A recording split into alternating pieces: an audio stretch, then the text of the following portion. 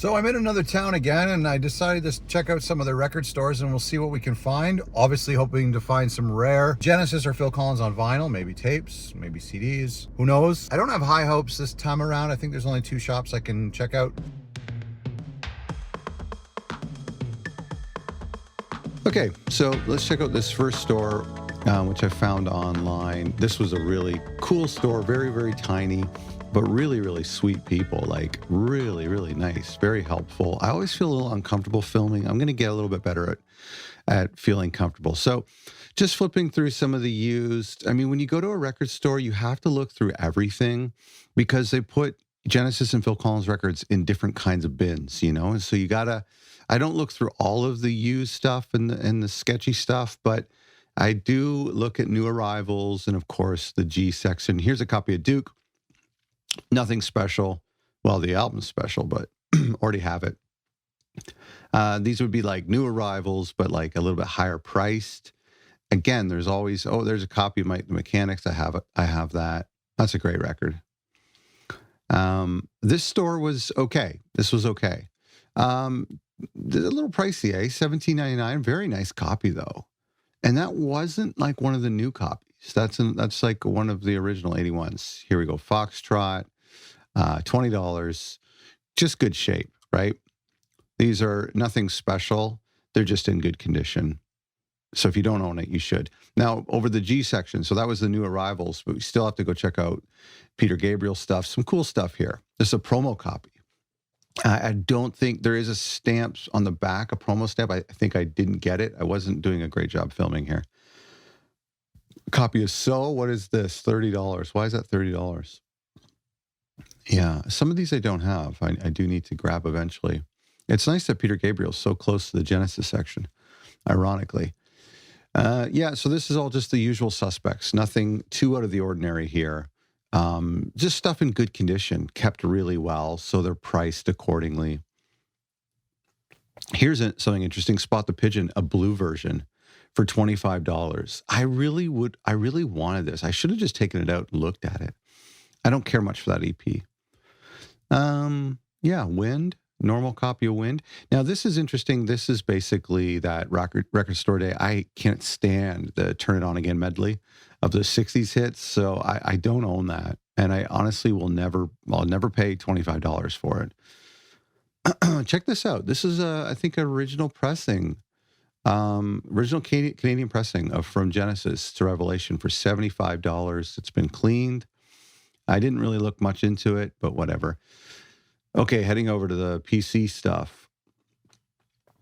Again, usual suspects, good condition copies of Face Value. That's beautiful, $25. Man, my records have appreciated over the years. I wonder what the difference between these two are. I should have checked. No jacket required. Such beautiful covers. I love that cover. Such a cool vibe. Not so crazy about this cover, but it was okay. That's okay. And Against All Odds. I don't own Against All Odds. I'm waiting to find it for like 50 cents. Okay, I got to check out the tapes because I'm always rounding out my Genesis Phil Collins tape collection, although I have most Phil Collins stuff. Here's some Peter Gabriel stuff as well as a copy of Selling England by the Pound. I'll show you that. I picked that up. And I also picked up this copy of Melts. Really cool cover. A Charisma version. You don't see that very often in great shape. I'll show you that at the end of this video. I didn't grab this, although, man, that would have been pretty cool. A copy of Security. Again, I had to be choosy. Okay, first store down. Not bad. Really, really nice people. Like, great store. Some cool stuff. All the usual suspects, aside from that record store day thing. And then 2 tapes. And I got lots of tapes, but I got a great version of Selling England by the Pound, which I don't think I have, and an original version of, pretty much original version of the Intruder record. So let's check out this next one. So this store was unreal, and this just came up on Google. I had no idea, and this was a huge store, all vinyl, and it was super popular, very, very busy, and incredible. Now check this out. I walk into the store, I get a couple shots, and I go to the first bin, I go to new arrivals. And it's like new arrivals, and then it's like categorized by letter under rock. And so here I am in G. This is literally, I've been in here for about 30 seconds. And check this out. So looking in the new arrival G section and the C section for Phil and Genesis, almost getting to the very end of the G section. What the? Check that out. Picture about. So originally I thought this was a compilation. I just thought it was like a weird illegal compilation record because it didn't really say that it was a live recording, although I did see it later on actually. But so this is a bootleg, kind of a 3 sides live knockoff. I'll show it to you at the end of the video. Checking out the Phil Collins stuff, the usual suspects. Now that marketing sticker, that was opened, but it still had the cellophane on it, which is cool. I don't care for that picture disc. I don't own it. Do any of you own it? I don't care for it. Great to see some of the 2016 records still floating around. I should get doubles of those just to have them. Looking at the Peter Gabriel stuff here. I love seeing the marketing stickers on that. Oh, a new copy of Birdie. Still on my list to grab an old copy. Nice Genesis section too. Duke. No thanks. Good price for that. Abacab, actually.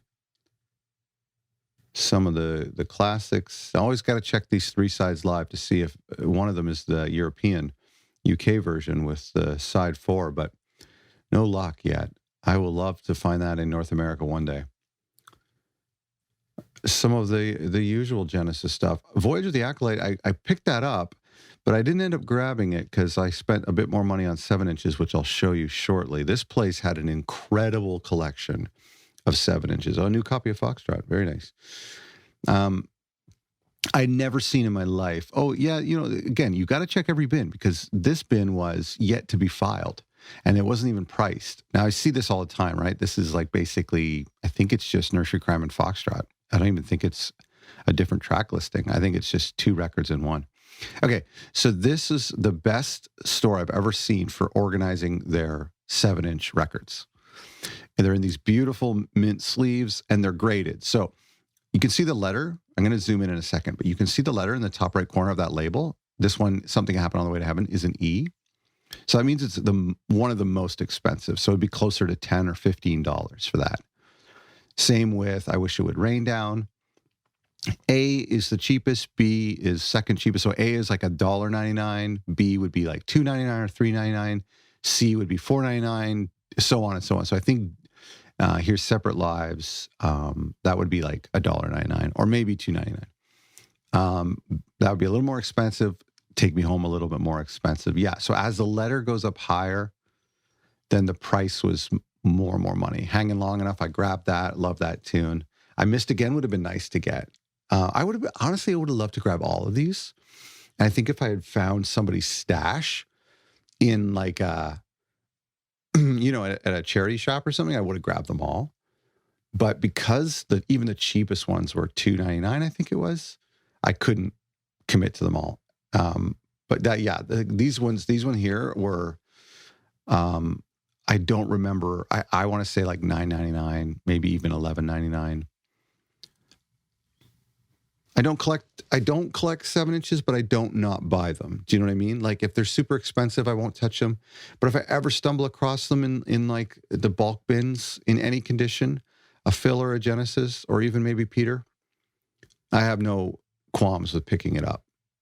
So I do have quite a few, but I just don't like where they sit in my collection. They're so tiny. So pulled this box out here, the same amount of Genesis, even more Genesis. And look how nicely organized these are. There's somebody cleaning them, a copy of I Can't Dance. See if I can Abacab. Follow You. I have that one. Go West, Young Man, which is Deep in the Motherlode. It actually says Go West, Young Man on the label, which is kind of cool. Illegal Alien. And the labels are really cool too. In Too Deep, that would have been a nice one to get. I love that. Love that track. Invisible Touch was only priced a B. Land of Confusion. Some of these you don't see very often, eh? Mama was a very expensive. Man on the Corner. You never see that around as a 7-inch. Misunderstanding. No Reply at All. You don't see very often. Not About Us. Isn't that crazy? That's very pricey. No Son of Mine. I grabbed that one because you don't see it very often. Paperlate, you don't see very much. Taking It All Too Hard. Even That's All, I don't come across that very much. I don't come across very many Genesis 7-inches in the wild, to be honest. Same with Throwing It All Away. I don't know how they would determine the price of these. Look at that. Oh, Your Own Special Way would have been a nice one. And I think that was maybe 10 or 15 bucks, but you got to be picky. And I'll just show you the Peters real quick. Some of these were pricey as well.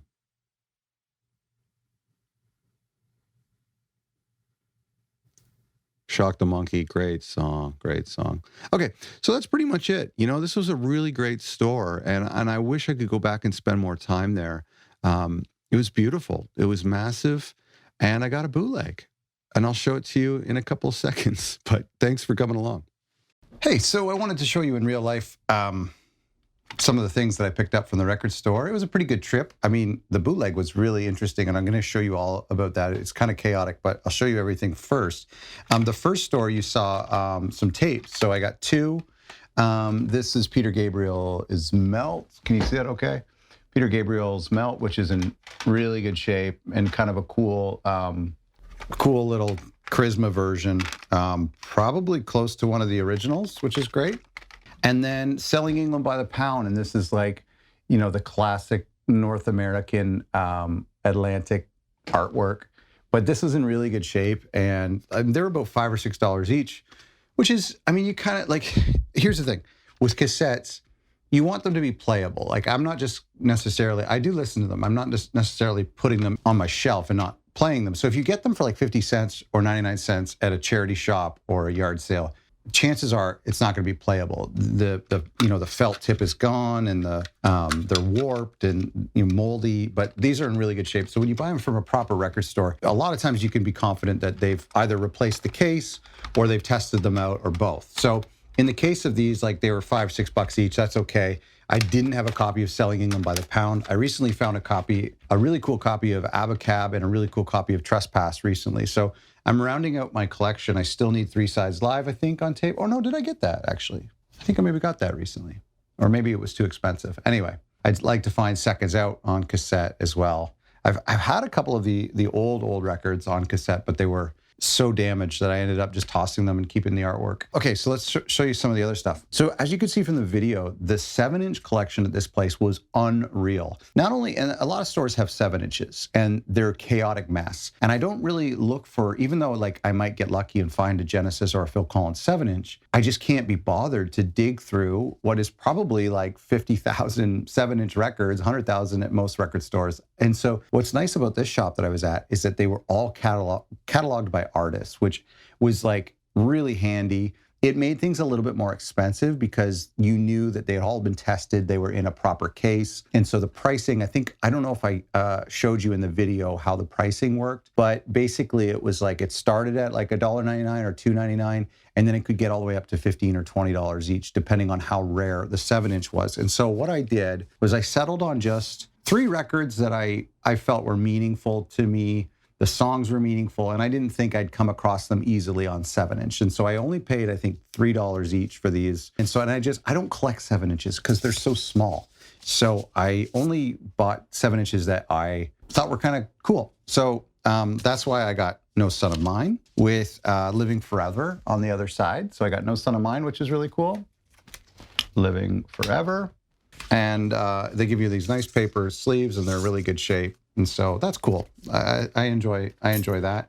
I also got Throwing It All Away because that's my favorite song, one of my favorite songs, and it's got Do the Neurotic on the back, which is cool. And that's also the on the In Too Deep on the In Too Deep single on the 12-inch. So Throwing It All Away is nice. That's just the album version. And then I got Hanging Long Enough from Phil Collins, which is fun, and it's got Separate Lives Live, which might be from Serious Hits. I'm not too sure. I guess it depends on when this was pressed. 89. Yeah, I don't know. The Separate Lives Live. I don't know where that would have been from. That may not have been from like the Berlin recording. I'll have to take a listen. And I didn't listen that carefully. I'm not a fan of Separate Lives. Okay, let's talk about the box set. So this is called Picture About. And there's lots of information you can find out about this. Here's the track listing, which is not the track listing. And we'll talk about that in a second. And it's got like this cool box spine. So it really looks nice in my record collection. I really like this a lot. It's a cool box. And then there are 3 records in here, and they're all in their own paper sleeve. They have kind of a cloudy, see if you can see inside the box here, kind of moldy a little bit. It's getting old. This was $30, which is pretty good for a bootleg. I normally pay $40, sometimes $50 for bootlegs. So probably one of my least favorite bootlegs, except for a couple of reasons. Some of the good things about it is like the track listing is kind of unique in the sense that we get whodunit. And what else? I think Man on the Corner is on here as well. And so those are ones that you don't get very often. One of the things that is so interesting about bootlegs is that they're illegal, right? And so the people making the bootlegs were breaking the law, and so they're doing it secretly. And they're also just very opportunistic and trying to make as much money off of these recordings that they had and off of the popularity of whatever band they were pirating. Because of that, in most cases, they weren't true Genesis fans, and they may not even be true music fans. They're really just opportunists and pirates. And which is always funny is that you see odd track names on bootlegs. For example, this one says Me and Syriac, which I believe would be referring to Me and Sarah Jane. And so they just kind of listen to the music and say, oh, that's called Me and Syriac or something like that. I don't know. There's so many examples like that on bootlegs. But also like what happens is that there's no quality assurance. There's no quality check on any of these bootlegs because they're illegal. They're just rushing them out. And so in this regard, we have so many errors. For example, I think it's disc 1, and you can read about this on Discogs. So I think it's actually, again, I was listening to this really quickly, but I think it's Dodo, Abacab, and then Misunderstanding. And then like, it's a misprint because on the other side, it's actually just pressed the same. It's not, it says it's the Behind the Lines. It says it's the Duke Suite, but on the other side, it's actually just Dodo and Abacab and Misunderstanding again. So that they stamped the same side twice. I don't even know how you do that. I don't even know from a pressing how you would have 2 stampers and make that mistake. Unless these were like cut, like lathe cut, that's possible. That's possible. But anyway, this just goes to show you like there's misprints on these all over the place. And it's like, this one says Misunderstanding and Firth of Fifth, which is not what's on there. It's actually Firth of Fifth and then No Reply at All, I think, and Me and Sarah Jane. It's like just completely chaotic. It's like what you get, what you see is not what you get. Yeah, okay, so this is the typo. Look, sorry. So Misunderstanding Firth of Fifth, then you flip it over, and it's Misunderstanding Firth of Fifth again. So they've used the same label twice, but then it's different music on either side. And it's not any of those songs. I think Firth of Fifth is. So what I don't love about it is that I have a couple bootlegs from this era. We have 3 Sides Live from this era. And then the Duke Suite is covered on the new BBC box set. So I don't really need this era very much. And because it was $30 in a box set and 3 discs, I thought it was a good deal to add to my collection, but I probably won't be listening to it very much.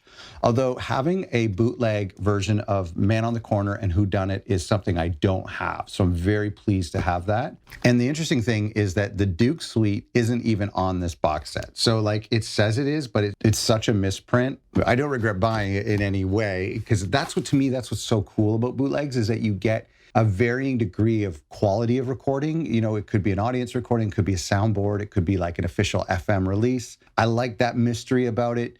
There could be misprints because these are pirates, so they're not real. There's no quality assurance here. So I like that about it. I like the quirks of how awful these are put together. I like when they call songs by the wrong name.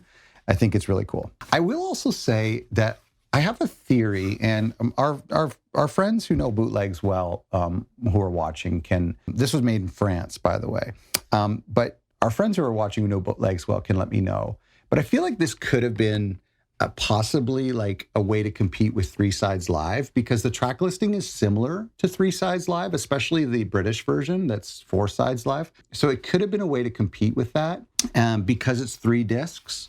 And so I wondered if maybe like they were trying to do their own version of Three Sides Live, because it seems like it's from the same era and pretty close to a similar track listing. Let me know what you think about all the things I've got, the 2 cassettes, the 3 7-inches, and then this bootleg box set. Thank you so much for watching and coming along this journey with me, and please subscribe. Really appreciate it.